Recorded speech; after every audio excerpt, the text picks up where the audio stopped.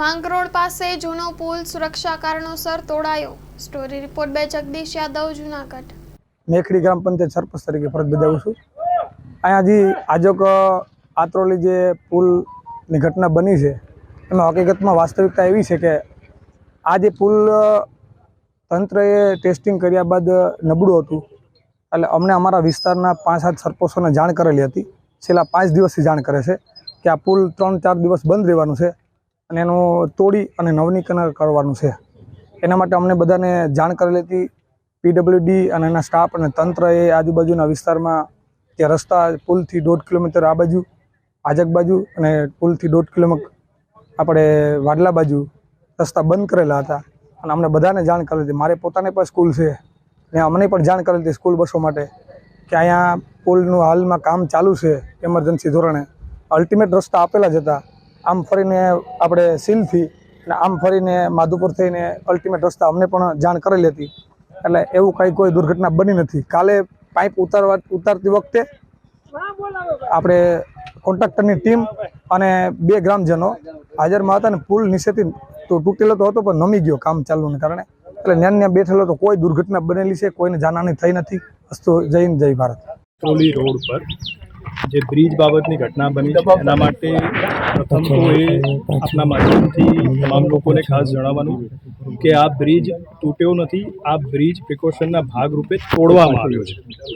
છેલ્લા 5-6 દિવસથી સમગ્ર જિલ્લામાં માનનીય મુખ્યમંત્રીશ્રીની સૂચના મુજબ આપણે તમામ જે બ્રિજ છે એનું ઇન્સ્પેક્શન હાથ ધર્યું છે। અત્યાર સુધીમાં 480 જેટલા બ્રિજનું આપણે ઇન્સ્પેક્શન પૂરું કર્યું છે અને એમાં લગભગ 6 એવા બ્રિજ છે કે જેમાં અમે જાહેરનામું કરી અને વાહન વ્યવહાર બંધ કર્યો છે। આપણી પાછળ જે અત્યારે જે બ્રિજ જે અમે તોડ્યો છે એ આપ દૃશ્યો જે જુઓ છો એ બાબતે 2 દિવસથી અહીંયા વાહન વ્યવહાર બંધ કરવામાં આવ્યો હતો। વોર્નિંગના બોર્ડ પણ લગાવવામાં આવ્યા છે। આજુબાજુના જેટલા સરપંચ છે એ લોકોને પણ જાણ કરવામાં આવી છે।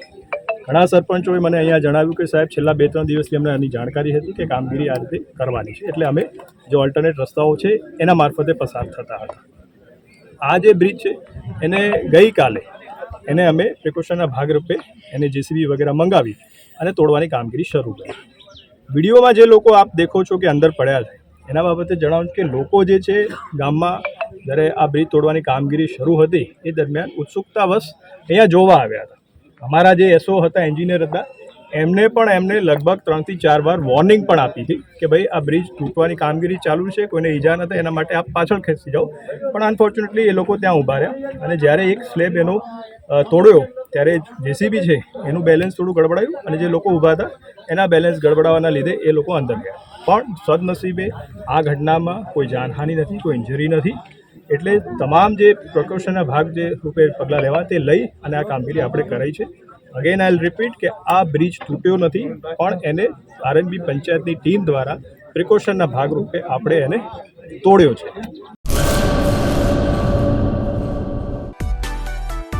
માં motor driving, safe and sure driving. Driving એ શોખ સાથે આપની મોટી જવાબદારી પણ છે। અમારા ઇન્સ્ટ્રક્ટર દ્વારા સચોટ અને સરળ માર્ગદર્શન,